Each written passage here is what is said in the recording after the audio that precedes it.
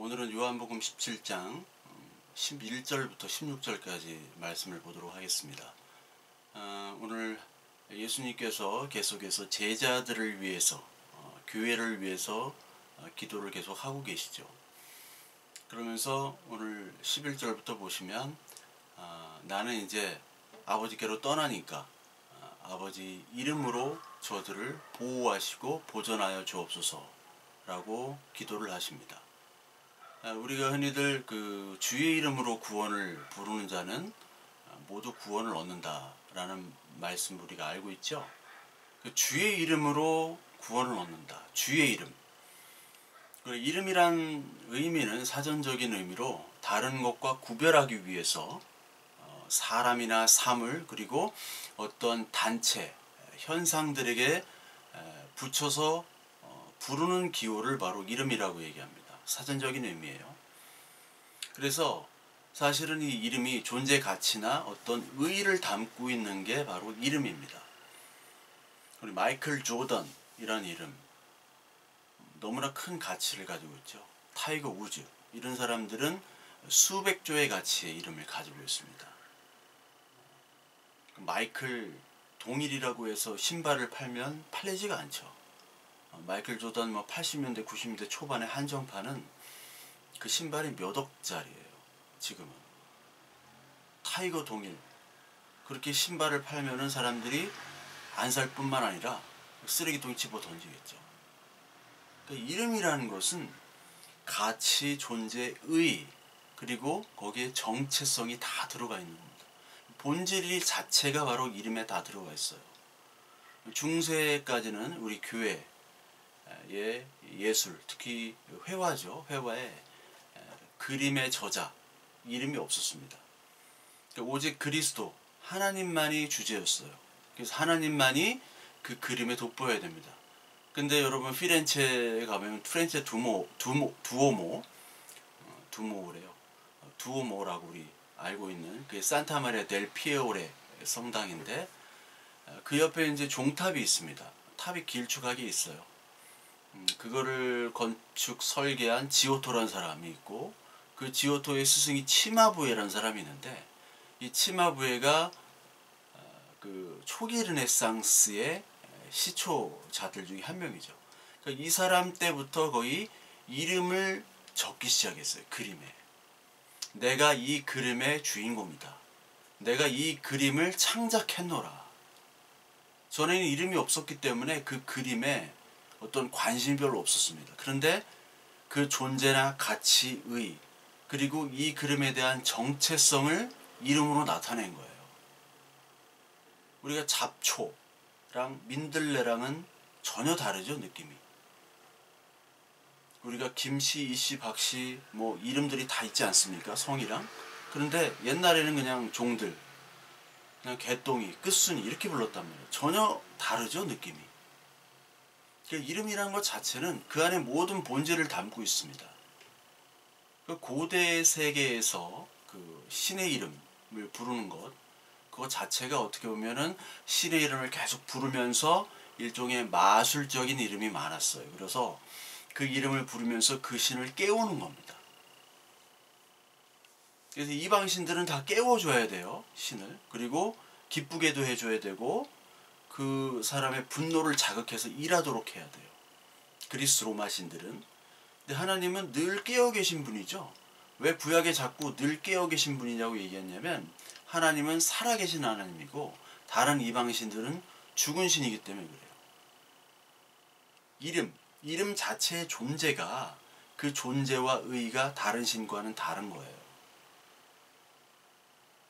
하나님의 이름, 여러분 하나님의 이름이 있나요? 여호와, 엘로힘, 엘샤다이 이런 거 여러분 많이 들어보셨죠? 그러니까 여호와가 우리 많이 알고 있는데 이 여호와란 말을 유대인들은 하지 못해가지고 불경건하다고 해가지고 아도나이란 말을 씁니다. 특히 여러분 그 창세기에는 여러 이름이 나오는데 아브라함에게는 전능하신 하나님이란 엘샤다이라고 창세기 17장에 하나님이 이름을 주세요. 근데 우리가 흔히 알고 있는 여호와죠. 여호와는 모세에게 특히 많이 주셨죠. 나는 스스로 있는 자다. 출애굽기 3장 14절에 모세, 그리고 특히 선지서에도 계속 나오는데 이사야서 42장 8절에 보면 거기에 나는 여호와다 이것이 나의 이름이다 라고 되어 있습니다. 이것이 나의 이름이다. 이름을 딱 주시는 거예요, 하나님이. 근데 이름 자체로는 의미가 없죠. 왜냐하면 마태복음 7장 21절에 주여 주여 하는 자마다 다 천국에 갈 것이 아니다. 나더러 주여 주여 하는 자마다 천국에 들어가는 것이 아니라 하늘에 계신 아버지의 뜻대로 행해야지만이 하나님 나라에 들어간다고 얘기를 하셨어요. 주여 주여, 주여, 엘로임, 엘샤다이, 메시아, 임마누엘 모든 얘기를 해도 소용이 없습니다. 이름만 외치는 건 소용이 없어요. 왜냐하면 여호와의 이름, 그 이름을 망령되이 부르는 것이 되기 때문에 의미를 알지 못하고 하나님이 누군지 모르고 존재와 가치, 그리고 우리와의 관계가 전혀 이루어지지 않은 상태에서 부르는 모든 하나님의 이름들은 불경건한 겁니다. 그래서 신명기 5장에 나오는 그 10계명에 나오는 그 계명을 어기게 되는 거예요.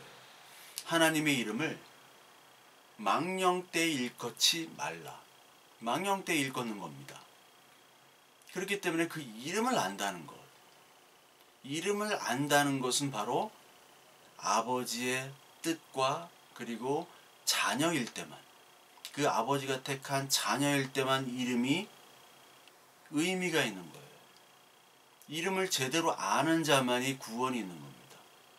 하나님의 존재와 가치, 의미, 그리고 나의 정체성, 내가 누구인가, 하나님은 어떤 분인가, 나와 어떤 관계가 있는가, 그것이 있는 자, 그것이 분명한 자만이 하나님은 구원을 얻는 겁니다. 우리에게 구원을 주시는 거예요. 따라서 하나님을 경외하고 멸시한다는 것은 하나님의 이름을 망령되이 부르는 것이고 하나님의 이름을 멸시하는 겁니다. 이게 말라기서 1장 6절부터 7절까지 나와요. 그 이름과 하나님의 거룩한 성품, 존재, 능력, 사랑, 이 모든 것들을 동일시 여깁니다. 그러나 우리가 그 하나님의 거룩함, 존재, 능력, 이것들을 다 우리가 인간의 이성과 지혜로 다 알 수가 없죠. 측량할 수가 없어요. 하나님의 공의로움, 지혜로움, 우리가 단어로는 다 알고 사전적인 의미로는 알지만 우리가 그것들을 우리가 알고 있는 몇 한정된 의미의 단어로 그것들을 다 표현할 수가 없죠. 다 알 수가 없어요. 그 하나님의 임재와 하나님의 도우심을 우리가 알 수가 없습니다. 특히 그 말씀이 다 보여지지 않았던 구약시대 때는 더 그렇죠. 그래서 하나님께서는 이 거룩한 무한한 능력과 그리고 존귀하신 이 하나님의 임재를 경험할 수 있도록 하나님의 은혜와 그리고 그 사랑을 이적과 또한 성전과 그리고 율법으로 그들에게 나타내셨죠. 특히 성전이 하나님의 임재의 중심이었어요. 그 성전의 제사. 그래서 신명기 14장 그리고 16장 11절에 보면 이름이 거하실 처소를 정하셨다라는 표현이 있어요. 이게 신명기 12장에도 나옵니다. 너희는 너희 하나님의 명령하는 것을 모두 가지고 갈지니 여호와께서 자기 이름을 두시려고 택하실 그곳으로 네가 가라, 이렇게 얘기해요. 택하실 그곳. 그리고 사무엘하 7장 13절, 그리고 열왕기상 3장 2절, 여기에게도 하나님 성전에 계신 그 하나님을 위해서 그 성전을 짓고 그 성전에 하나님이 임재한다라고 분명히 얘기를 하고 있어요. 특히 열왕기 상에서 8장에 솔로몬이 그 성전을 짓죠. 성전을 지을 때 하나님이 얘기하십니다. 나 여호와께서 말하노라, 내 아버지 다윗을 이어서 일어나 이스라엘 왕위에 앉고 이스라엘의 하나님 여호와의 이름을 위하여 성전을 건축하고 내가 또 그곳에 우리 조상들을 애굽 땅에서 인도하여 내실 때 그들과 세우신 바 여호와의 언약을 넣은 궤를 위하여 한 처소를 설치하였노라. 여기서 한 처소는 성전을 얘기하고 그 성전의 가장 중요한 그것이 언약궤죠. 그 궤, 언약에 담은 궤예요. 거기에 십계명도 있고 뭐 돌판도 있고 만나도 있지만 그걸 상징하는 것은 예수 그리스도의 언약을 상징한 거죠. 그 언약, 하나님의 임재, 그리고 그리스도가 너희들을 위해서 죽으신다. 그걸 상징하는 모든 물건들을 그 언약궤에 넣고 그것과 함께 하나님의 임재가 이 성전에 있다라고 얘기를 하신 거죠. 근데 이 성전 그리고 또한 율법은 그리스도가 오시기 전까지만 유효하죠. 그렇죠. 그리스도가 오신 후부터는 진짜 참 성전과 참 율법, 이제 온전한 율법이 되신 예수 그리스도, 그분이기 때문에 그분이 오시기 전까지만 유효한 거예요. 근데 이 이스라엘 백성들은 하나님에 대한 어떤 신앙, 그것을 성전이라는 공간에 한정시켜 놓고 제한시켜 놓고 예수 그리스도로 연결되는, 창세기부터 계시록까지 연결되는 그 연결성을 단절시켰죠. 그리고 어떤 공간적인 신앙으로 변질시켰어요. 우리가 예배당을 막 짓고 크게 짓고 하는 것 자체가 이 신앙을 공간적인 형태로 더 만드는 겁니다. 천국 자체도 다 공간적으로 만들어요. 시간과 공간에 갇혀있는 하나님. 이 시간, 이 예배당에 와야지만이 유효한 예배다. 다 잘못된 거죠. 공간을 크게 넓히고 그 공간을 크게 하고 예배 시간을 많이 할수록 하나님이 기뻐하신다. 기뻐하지 않으시죠? 하나님의 이름, 그 이름으로 부르짖고 그 이름으로 하는 예배가 진짜 예배인데 그 이름이 아닌 다른 예배를 드릴 경우는 하나님께서 기뻐하시지 않죠. 전혀 그 예배를 받지 않으세요. 100번, 1000번 할수록 하나님이 더 싫어하시죠. 그러니까 하나님을 가둬놨던 이 성전 자체, 그러니까 하나님이 어떤 분인지 그 이름을 잘 알지 못하고 성전과 율법이 곧 하나님의 이름이 된 거예요. 성전과 율법에서 하나님이란 이름만 부르짖으면 우리는 구원이구나. 근데 천만의 말씀이죠. 이것이 예수 그리스도로 인하여 완전히 바뀌게 되는 겁니다. 그래서 신약 시대 때 예수는 하나님의 이름을 다르게 해석을 하시는 거예요. 자신이 그리스도 메시아고 율법, 성전, 그리고 그 제사의 선지자의 최종점이다. 내가 곧 길이요 진리요 생명이니 나로 말미암지 않고서는 아버지께로 올 자가 없느니라. 예수께서는 빌립에게 아버지를 보여주세요 라고 빌립이 얘기하니까 나를 본 자는 아버지를 보았거늘 어찌하여 아버지를 보이라 하느냐. 요한복음 14장 9절이죠. 그러니까 아버지의 이름, 그 아버지가 바로 나다라는 얘기입니다. 이게 요한복음 17장 6절에도 나오죠. 세상 중에서 내게 주신 사람들에게 내가 아버지의 이름을 나타내었나이다. 나타냈다. 그리고 내가 아버지의 이름을 그들에게 알게 하였고 또 알게 하리니, 예수는 하나님의 이름을 누구에게 나타난 것이 아니라 세상 중에서 내게 주신 사람들에게 나타나니라. 아버지 하나님의 이름을 아버지가 택한 자, 아버지가 내게 주신 사람들에게만 아버지의 이름을 나타낸다. 누구를 통해서? 나, 그리스도를 통해서. 그러니까 이름이라는 건 정체와 본질과 그 모든 관계가 다 담겨있고 함축된 것이 바로 이름인데, 아버지, 하나님 아버지의 이름이라는 것은 바로 예수 그리스도를 통해서 드러나는 거죠. 예수를 통해서 하나님의 본질이 드러나는 거예요. 하나님은 누구를 통해서 드러나지 않습니다. 성전도 아니에요. 제사도 아니에요. 율법도 아닙니다. 그것으로 하나님과 가까이 갈 수가 없어요. 하나님과 교제를 할 수가 없어요. 아무리 제사를 많이 한들, 아무리 율법책을 많이 본들 하나님께 가까이 갈 수 없었지만 예수 그리스도를 통해서 하나님의 이름을 알게 되는 겁니다. 예수 그리스도. 예수 그리스도를 통해서 하나님의 이름을 아는 거예요. 마태복음 11장 27절에 보면 내 아버지께서 모든 것을 내게 주셨으니 아버지 외에는 아들을 아는 자가 없고 아들과 또 아들의 소원대로 계시를 받는 자 외에는 아버지를 아는 자가 없느니라. 그러니까 그리스도를 통해서 아버지가 주신 그 그리스도를 통해서 그 아들을 통해서만이 아버지를 알 수 있고 즉 아버지의 이름을 알 수 있고 그리스도라는 이름을 통해서만이 아버지의 이름을 알 수 있다는 거예요. 그렇지 않고서는 하나님께로 갈 수가 없다. 그러니까 전까지는 하나님의 아버지 이름을 아무도 몰라요. 뭐 엘샤다이, 여호와, 그 하나님의 이름 아닙니다. 하나님의 이름은 사실 없어요.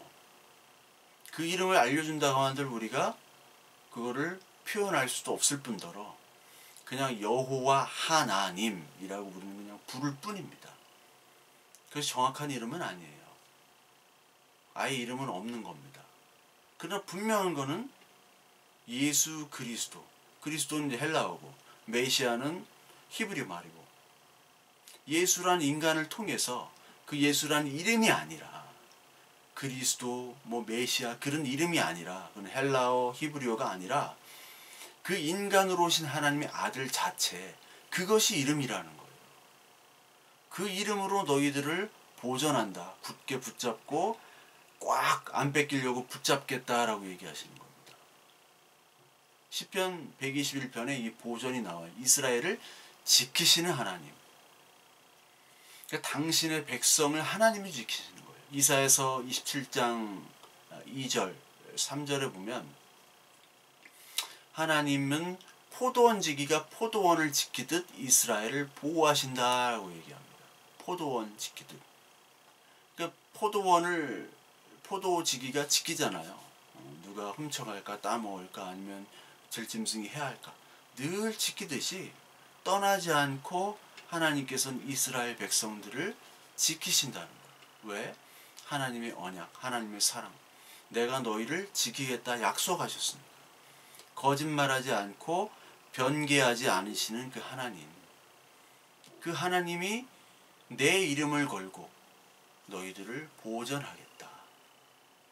다른 신들은 그 이름을 가지고 보존하질 않아요. 자기 수틀린 대로 하는 거예요. 포세이돈 막 화나면 막 바다를 폭풍으로 만들잖아요. 포세이돈, 뭐 헤라, 제우스, 뭐 서로 싸우고 뭐 바람 피고 뭐 막 맨날 그러잖아요. 전쟁하고 죽이고 뭐 용서했다가 슬퍼했다가 뭐 막 음모를 꾸몄다가 그런 것들이 아닙니다. 하나님의 나라, 하나님의 나라는 아들의 피로 세우고 지키는 나라예요. 포도원 지기가 포도를 지킨다. 포도나무, 가지, 그리고 물에서 포도주로 바꾸는 그 피의 상징이거든요. 포도주는. 이 피라는 것은 구원과 생명과 심판 동시에 나타나는 겁니다. 그 피를 내가 그리스도 그 포도원 피를 가지고 너희들을 살린다. 그것은 피의 언약. 하나님의 나라 이 포도밭 울타리는 바로 피의 언약으로 내가 죽어야지만이 세워진 나라라는 거예요. 그러므로 말미암아 내가 너희를 보존하겠다. 내가 죽어서 너를 보존하고 그 이름이 바로 그리스도고 아버지의 이름으로 보존한다는 것이 바로 그리스도가 십자가의 죽으심으로 말미암아 그 언약 그것으로 너희들이 포함된 우리 모두의 하나님의 나라 보존한다는 겁니다. 언약으로 보존하는 거예요. 그러니까 여기서 아버지의 이름으로 보존한다는 것은 그리스도의 이름으로 보존하는 거고 언약으로 보존하는 거고 구원 속량으로 보존하는 하나님의 이름이자 그리스도의 이름이에요. 즉 그리스도를 얘기하는 거예요. 그 이름으로 보존한다는 거예요. 너무 길게 얘기했지만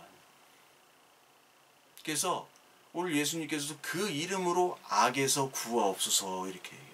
악에서 구해 주시고 보존해 주세요. 우리가 주기도문할 때 악에서 구하여 주시옵소서 이렇게 얘기하죠.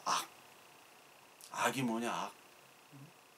악에서 빠지지 않게, 악에 빠지지 않게 보존해 주시고 그렇게 해달라고 기도하시는 겁니다. 15절에도 똑같이 나와요. 15절도 반복해서 나오죠. 악에서 보존해달라. 악에 빠지지 않게. 이 악이라는 것은 하나님과 반대된 거죠. 하나님께 불순종하는 거예요. 이 불순종한다는 것은 어떻게 보면 막 굉장히 반대를 하는 것이 아니라 순종하는 것 같으면서도 순종을 온전하게 하지 않는 게 다 불순종이고 그것이 악입니다. 막 모든 것을 반대한다면 다 그것이 악으로 표시가 나죠. 진짜 악이라는 것은 선처럼 보이게 마련이에요. 선으로 드러납니다. 진짜 악은. 그러니까 믿음이 아닌 성전의 율법과 제사의 율법, 제사 행위들, 그리고 인간 열심들, 이런 것들은 어떻게 보면 구속의 그리스도 언약을 무력하게 하는, 불필요하게 하는 것들로 그 유대인에게 나타났고, 그리고 오늘날도 나타나게 되죠. 그리고 하나님의 기쁨과 우리의 기쁨이 다른 거예요. 악은 하나님의 기쁨이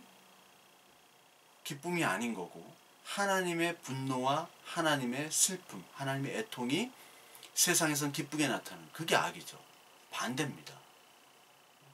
이게 다른 복음, 다른 메시지, 그리고 다른 말씀, 다른 하나님, 유사 기독교, 유사 그리스도가 판치는 것이죠.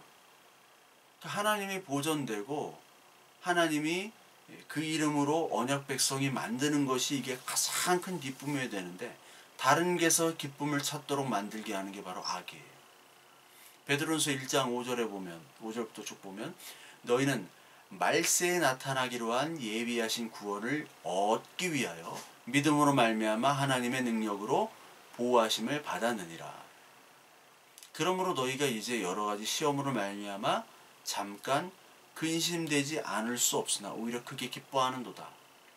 너희 믿음의 확실함은 불로 연단하여도 없어질 금보다 더 귀하여 예수 그리스도께서 나타나실 때 칭찬과 영광과 존귀를 얻게 할 것이다.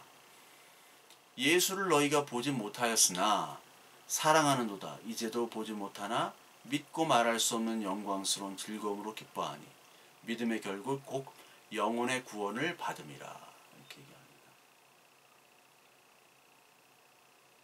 하나님이 어떤 고난과 힘듦 속에서도 하나님의 능력으로, 그 이름으로 보호하신다는 것을 베드로는 알고 기록했죠.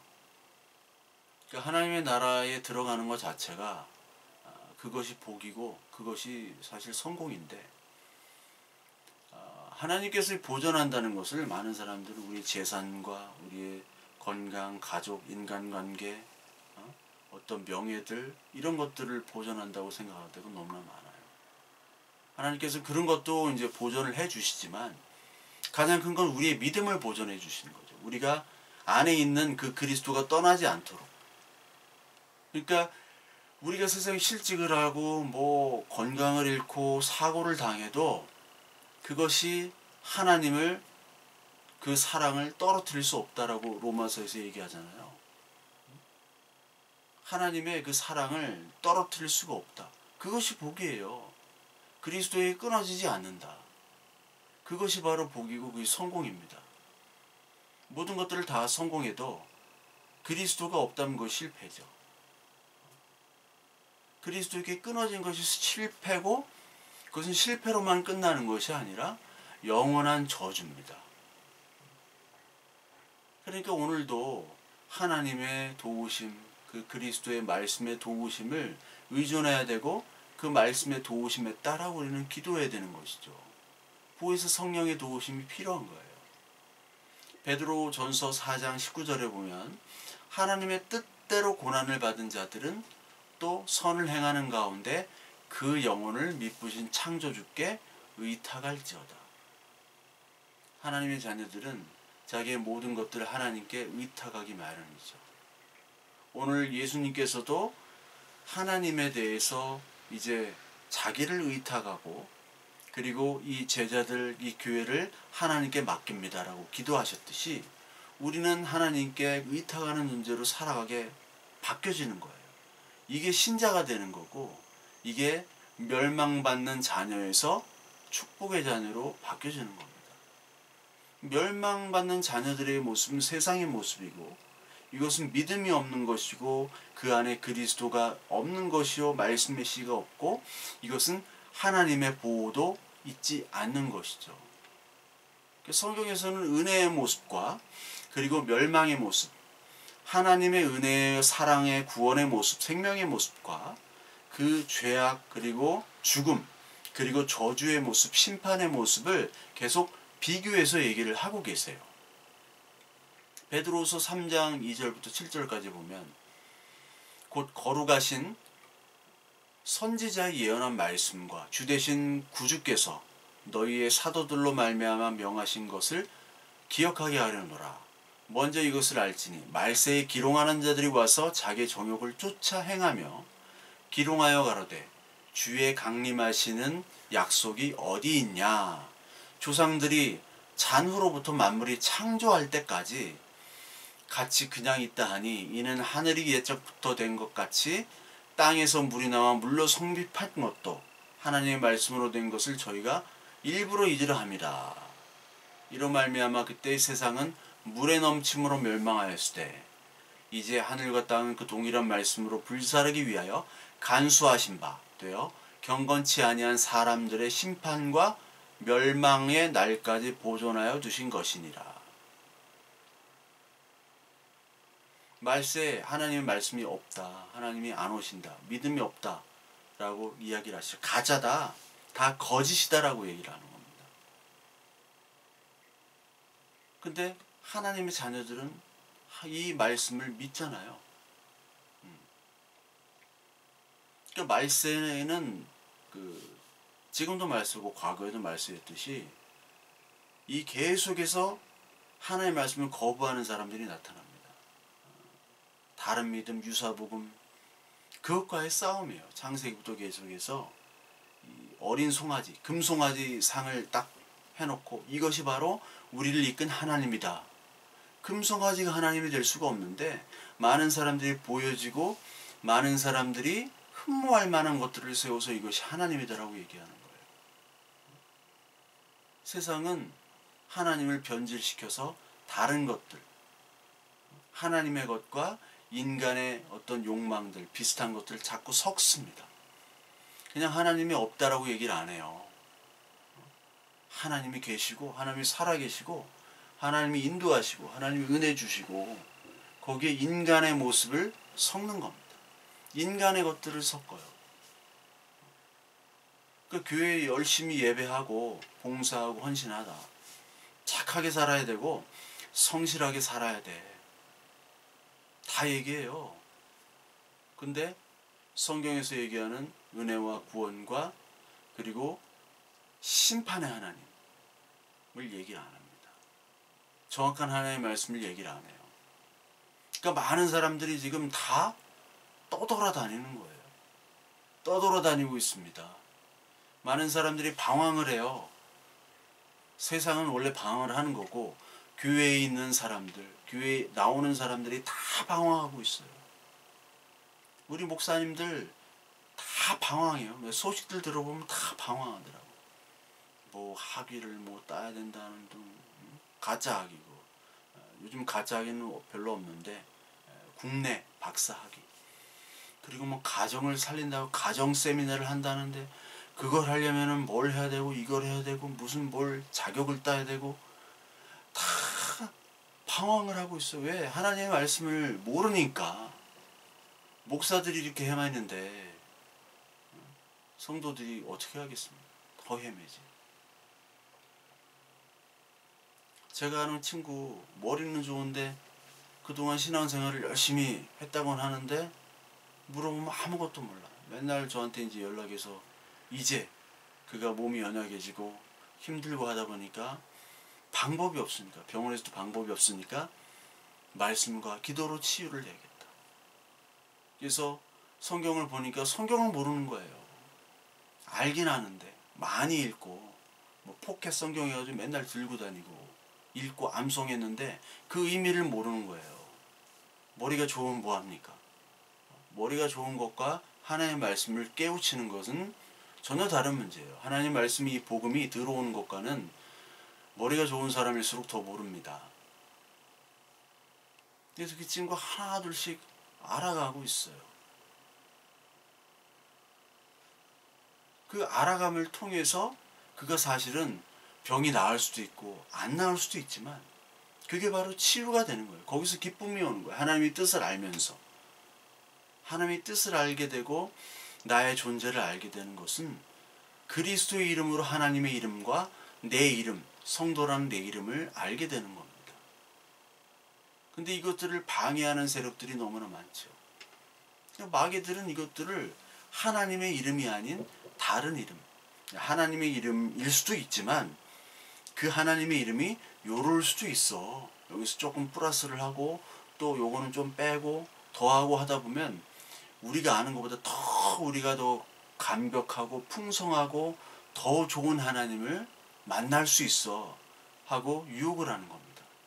그러니까 마태복음 24장 24절에 거짓 그리스도들과 거짓 선지자들이 일어나 큰 표적과 기사를 보여 할 수만 있으면 택하신 자들을 미혹하리라. 미혹하죠. 보라, 내가 너에게 미리 말하노라. 그러면 사람들이 너에게 말하되 보라, 그리스도가 광야에 있다 하여도 나가지 말고 보라, 골방에 있다 하여도 믿지 말라. 번개가 동편에서 나서 서편까지 번쩍임같이 인자의 임함도 그러하리라. 주검이 있는 곳에는 독수리가 모일 것이니라. 맨 마지막에는 거짓 선지자들이 판치죠. 베드로전서 5장 8절 10절에도 근신하라 깨어라.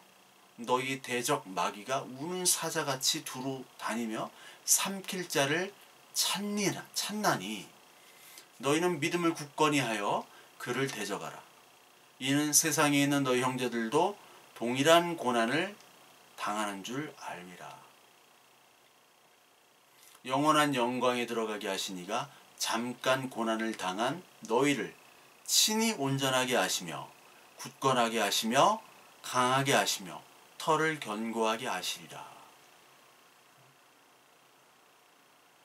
하나님께서 이 말씀을 통해서 우리의 믿음을 지켜주시고 그 이름을 통해서 우리의 구원을 지켜주시는 거예요. 그런데 맨 마지막 때는 계속해서 이들을 시험하고 미혹하죠. 그것들이 계속 나옵니다. 이 시험하고 미혹한 사람들과의 대결이에요.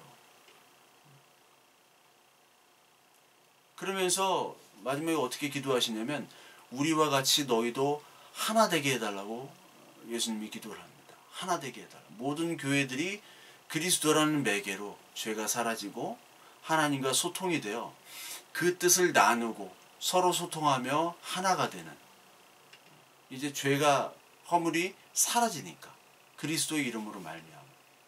그래서 17절에도 나옵니다. 오늘 17장 17절에도 내 기쁨이 저희로 충만하게 해라. 보혜사 성령의 기쁨, 하나님의 기쁨이 곧 나의 기쁨이고 나의 기쁨이 곧 하나님의 기쁨이 되는, 뜻이 서로 소통하게 되는, 이게 바로 하나님과 우리가 하나가 되는 거죠. 오순절 성령 강림 이후 말씀이 들어오고 그것이 깨달아지게 됩니다. 죄악의 상태에서 인간은 하나님의 의의 상태로 돼버리죠. 그 전까지는 하나님의 기쁨은 인간의 기쁨이 아니에요. 인간의 기쁨은 또 하나님의 기쁨이 아니에요. 근데 하나님의 기쁨과 인간의 기쁨이 하나가 되는, 이 하나가 되면 앞으로도 계속 나오기 때문에 다음 시간부터 계속 설명을 드리겠습니다. 하여튼 그렇게 얘기를 하시고 또 예수님께서는 기도를 하시는데 여기에 멸망한 자식이라는 게 나와요. 멸망의 자식. 성경에 응하였다. 이 멸망의 자식이 있는데 이건 성경에 응한 것이다. 이게 바로 1차적으로 가룟 유다를 얘기하는 겁니다. 제자들 중에 멸망의 자식이 있다는 거예요. 제자들 중에 양과 염소로 분리되고 좋은 물고기와 나쁜 물고기, 알곡과 가라지로 교회에서 분리가 된다는 거예요. 이 유다가 나중에 죽게 되죠. 미혹을 받은 자야, 앞에 설명한 듯이.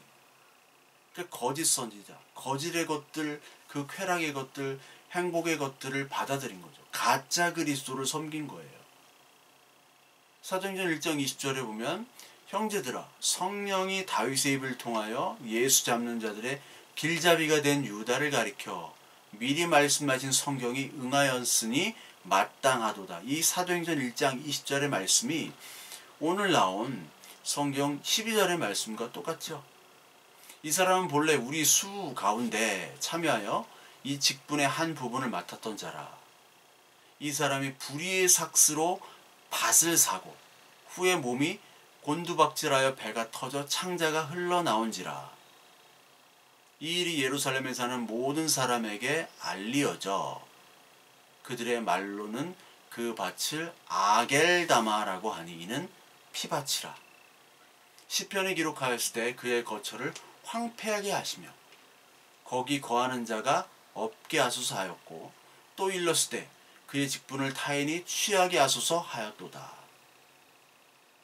이게 시편 69편 25절과 109편 8절의 말씀입니다. 그의 거처가 황폐하게 하고 그들의 장막에 사는 자가 없게 하소서. 이게 저주거든요. 하나님의 백성이 아닌 것으로 나오는 거거든요. 이게 멸망의 자식이 되는 거예요. 교회 안에 12 제자 안에 멸망의 자식이 있고 하나님의 구원의 자식이 있다는 겁니다. 이 멸망이 빌립보서 3장에 나오는데 17절과 19절에 보면 그리스도 십자가의 원수로 행하는 자들이 있다라고 얘기를 해요. 그러니까 교회 안에 있다는 거예요. 빌립보 교회 안에. 빌립보뿐만 아니라 모든 교회 안에 있는 거죠. 이들의 신과 영광을 얘기해요. 신과 영광.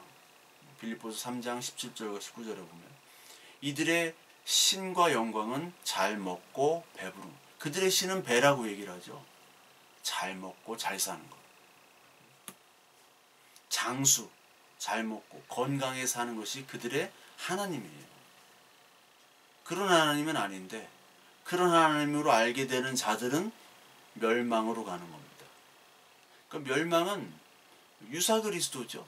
즉 물질적 그리스도, 건강 그리스도, 도덕, 과학, 행복 그런 메시아로만 섬기는 것.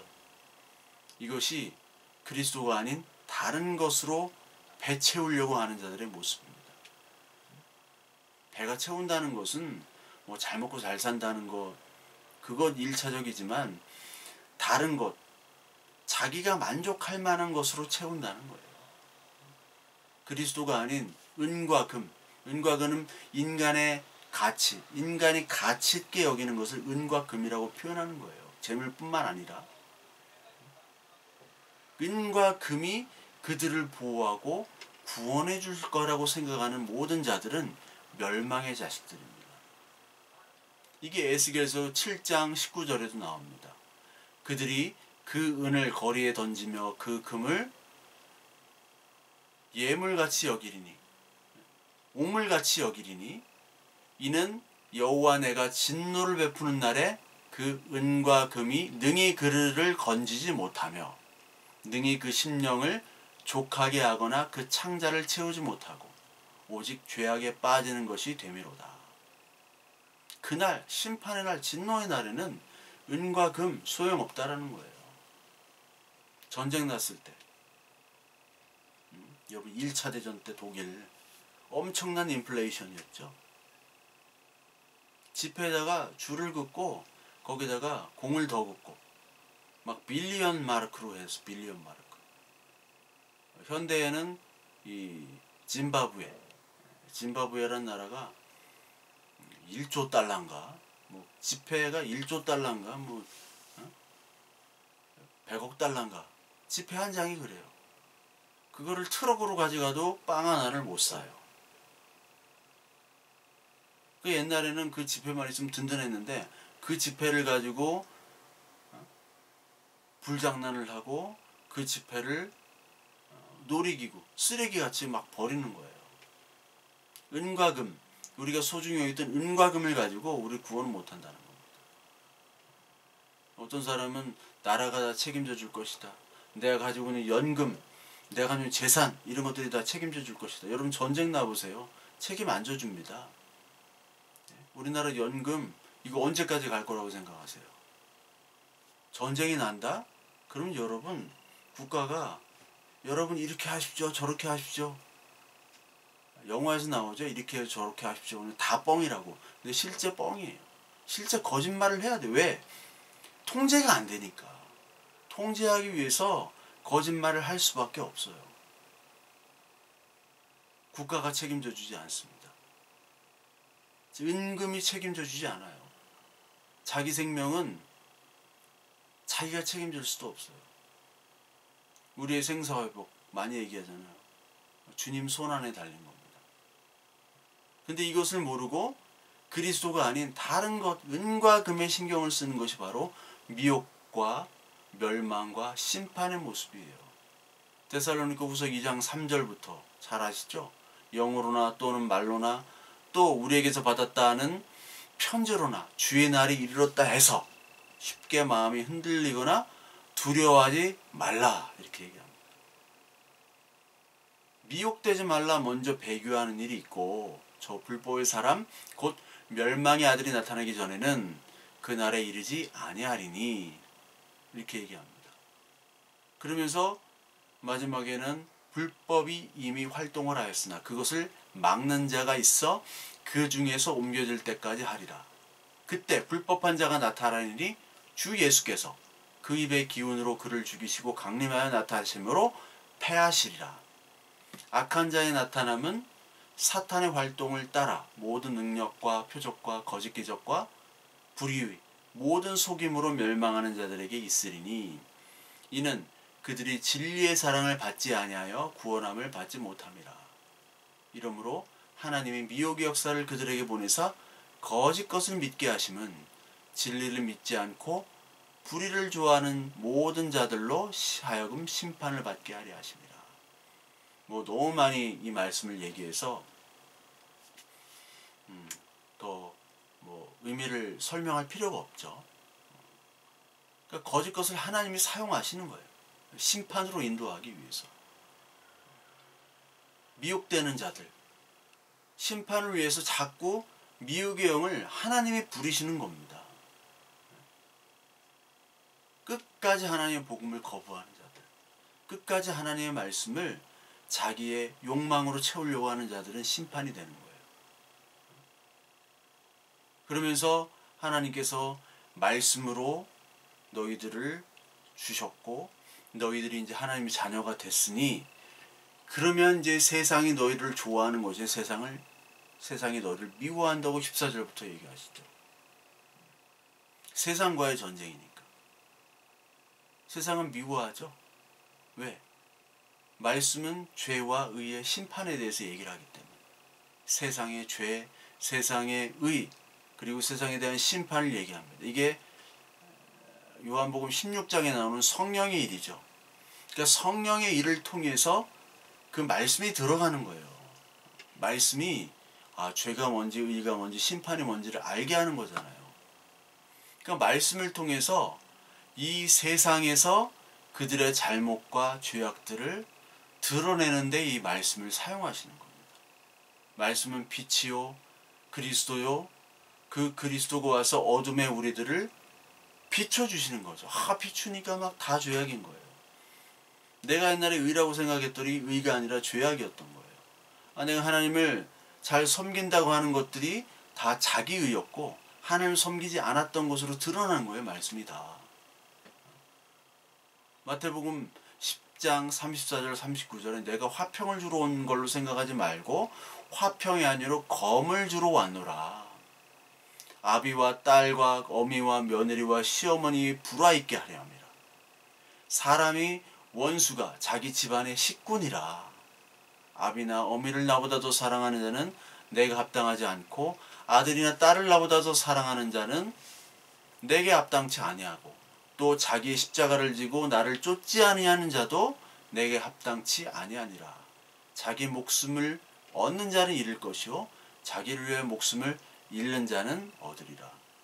말씀을 떨어지니까 집안이 다 풍지박산이 되는 겁니다. 서로 미워하는 거예요.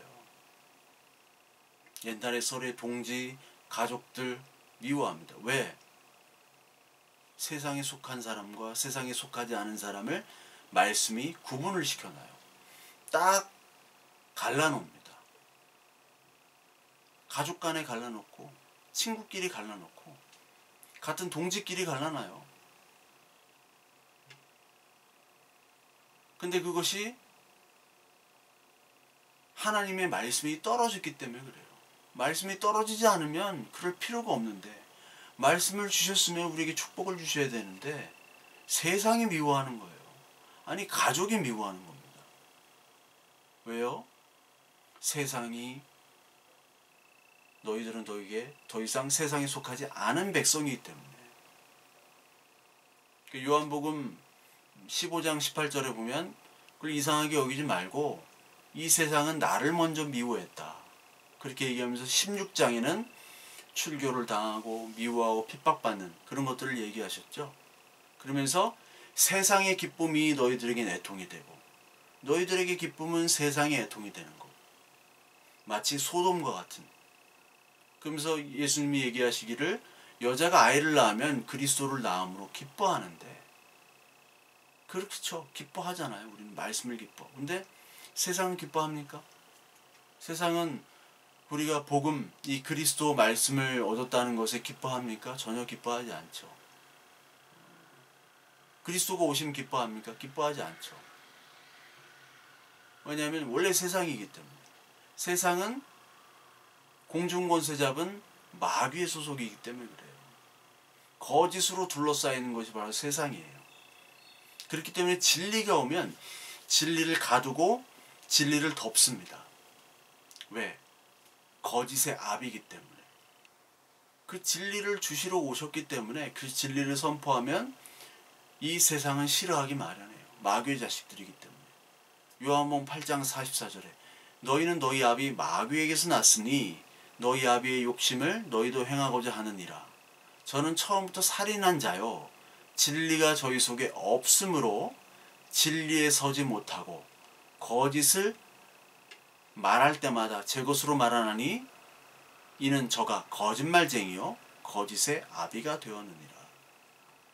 이게 바리새인에게 한 얘기지만 사실 원래 우리 역시 마귀의 자식이죠. 바리새인처럼. 에베소 2장 1절부터 보면 너희의 허물과 죄로 죽었던 너희를 살리셨도다. 그때는 너희가 그 가운데 행하여 이 세상 풍속을 쫓고 공중권세 잡은 자를 따랐으니 곧 지금의 불순종의 아들들 가운데 역사하는 영이라. 전에는 우리도 다 그 가운데서 우리 육체의 욕심을 따라 지내며 육체와 마음에 원하는 것을 하여 다른 이들과 같이 본질상 진노의 자녀였다. 본질상 우리는 마귀의 자녀고 원래 죽어야 되는 자녀예요. 예수 믿기 전, 그리스도가 오기 전에는 우리는 다 같이, 그가 뭐 가난하던 부자건 건강하던 젊건 늙건 남자든 여자든 다 상관없이 다 한 통속 마귀의 자녀. 이 세상에서 어떻게든 잘해보려고 하는, 자기만을 위해서 살고 자기 욕망을 위해서 사는 사람들이에요. 능력이 없으면 어떻게 빌붙을까? 아니면 조용히 살까? 자기 위주로만 살았던 사람들이에요. 그게 마귀의 자식의 모습이거든요. 하나님이란 그 모습은 없어요. 우리 안에 마귀의 자식이었습니다. 근데 거기에 하나님이 오신 거죠. 하나님의 은혜, 하나님의 사랑이 우리에게 들어온 거예요. 진노를 받아야 될, 본질상 진노의 자녀, 심판을 받아야 될 진노의 자녀인데 말씀을 받게 되죠. 이게 은혜죠. 골로새 1장 13절에 그가 우리를 흑암 권세에서 건져내사 그의 사랑의 아들의 나라로 옮겨셨다. 이게 얼마나 은혜가 되는 말씀입니까? 그 흑암의 권세에서 사랑의 아들의 나라로 우리를 옮기셨다라는 거예요. 내가 막 간 게 아니라 하나님이 이거 끄집어내가지고 옮기셨어요. 하나님이 도둑이 돼가지고 이 세상 마귀의 나라에 속한 종들인 우리들을 갖다가 하나님의 종, 하나님의 자녀로 삼으셨다는 거예요. 그러니 마귀가 이게 얼마나 속이 상합니까?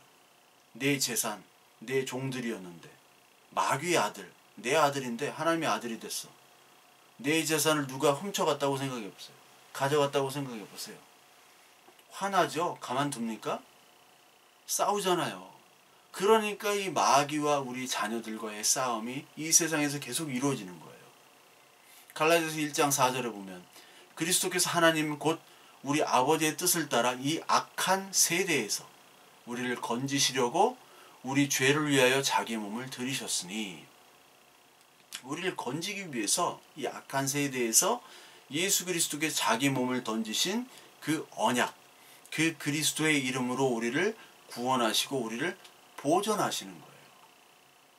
그러니까 하나님의 말씀을 통해서 우리가 구원을 받은 건데, 하나님이 아니면 우리는 스스로 믿을 수도 없고 우리는 구원을 얻을 수도 없고 하나님께로 갈 수도 없는 거예요. 말씀을 받았기 때문에, 우리에게 주었기 때문에 우리는 이제 마귀에게 속한 것이 아니라 이제 예수 그리스도 하나님의 나라에 속한 종이 된 겁니다. 자녀가 된 거예요. 세상에 속하지 않았다라고 오늘 16절에 분명히 얘기하고 있어요. 그리스도의 언약으로, 구속함으로, 말씀하심으로 이제 우리의 소속이 완전히 달라지게 되죠. 이제 우리는 이름이 달라졌습니다. 그리스도의 이름을 얻은 사람들이에요. 그러니까 마귀들은 계속해서 우리를 공격하는 게, 마귀가 이제 종을 뺏겼을 뿐만 아니라 자기의 종을 뺏겼을 뿐만 아니라 그 심판 받아서 이미 쫓겨난 거예요. 이 마귀가. 요한복음 16장 11절, 12장 31절, 14장 31절에 이 세상 임금이 쫓겨났다라고 얘기를 해요. 자기의 종도 뺏겨 이 세상에서 쫓겨나 그리스도가 옴으로 다 쫓겨난 거죠. 그러니 이제 분노만 남았죠. 하나님의 일을 방해하는 거죠. 그리스도의 죽음, 구속 이것들을 다 방해해요. 그리스도의 주권, 불순종, 이 하나님을 믿지 말고 하나님을 온전한 복음의 하나님이 아니라 어떤 인간의 신으로 전락시켜버리는 겁니다. 전락시켜서 다른 복음, 다른 믿음을 믿도록 계속해서 공격을 하는 거예요. 세상이 미워하도록 만들죠. 그러니까 그리스도를 믿으면 이게 좋아야 되는데 하나님이 세상의 미움을 받으니까 누가 그걸 믿겠냐고. 그러니까 하나님께서 말씀으로 우리를 지켜주시고 그리고 믿게끔 만드는 거죠. 그 핍박과 미움을 받을 때도 하나님이 거기에 말씀을 계속해서 우리에게 심어주시는 겁니다. 핍박과 믿음과 그리고 애매모함과 그런 고난 속에서 우리를 살리는 것은 하나님의 말씀밖에 없어요. 하나님의 말씀을 계속해서 우리에게 심어주실 때 그것이 바로 그리스도의 이름으로 우리를 보존하시는 것이고, 그리고 그리스도의 언약으로 우리를 계속 지켜주시는 겁니다. 요한복음 15장 18절 20절에 세상이 너희를 미워하면 너희보다 먼저 나를 미워한 줄 알리라. 세상이 미워하는데 야, 나를 먼저 미워했지 않냐. 그러니 내가 준 그 말씀을 듣고 믿고 그리고 그 말씀으로 너희들은 위로를 얻고 용기를 얻어라. 오늘 그리스도의 기도, 이제 날이 밝으면 죽으십니다. 그때 그리스도의 언약, 하나님의 언약, 하나님의 이름을 붙잡고 그 말씀을 붙잡고 오늘 예수님이 기도하셨듯이 어떤 세상에서 미움 그리고 억울함 그리고 이 믿음 때문에 겪는 어떤 고난들, 그 속에서 우리들 하나님이 주신 이 말씀밖에 없어요. 그리고 말씀 붙잡고 하나님께 우리를 보존해 주시는 그 언약, 하나님께서 약속하셨잖아요. 그 약속을 붙들고 떼쓰며 그땐 떼써야죠. 담대히 갈 수밖에 없습니다. 그거밖에는 방법이 없어요. 세상의 방법들, 어떤 세상의 도움, 인간의 도움, 그런 것들보다 하나님께 먼저 가고 하나님의 말씀으로 우리들 오늘도 위로받고 그리고 치유받고 그리고 하나님의 말씀의 풍성함을 따라 이 세상에 미움 받을 때도 용기와 그리고 위로를 얻는 저와 여러분들 되시기를 바랍니다.